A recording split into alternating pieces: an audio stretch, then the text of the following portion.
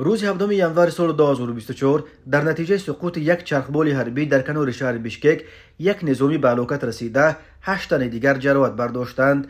وزارت دفاع قرقیزستان وضع یکی از زخمیان را خیلی وزنی نامید. رسانه‌های محلی خبر دادند که چرخبال در نزدیکی دهه دوستوک سقوط کرده است.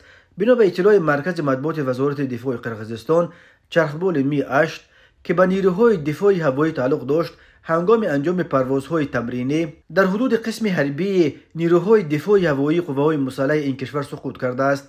در نتیجه سقوط چرخبال یک خادم حربی به هلاکت رسیده، 8 تن دیگر جراحت برداشتند. 4 نفر آنها در رانیماسیا قرار دارند.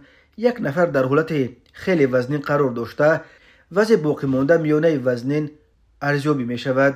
گفته می شود در اطلاعیه وزارت دفاع قرقیزستان همه مجروحان در بیمارستان یوری تاجیلی بستری کرده شدند. مقامات مسئول وزارت دفاع و نیروهای دفاع هوایی قرقیزستان علاقه به تحقیق سبب‌های این حادثه سر کردند.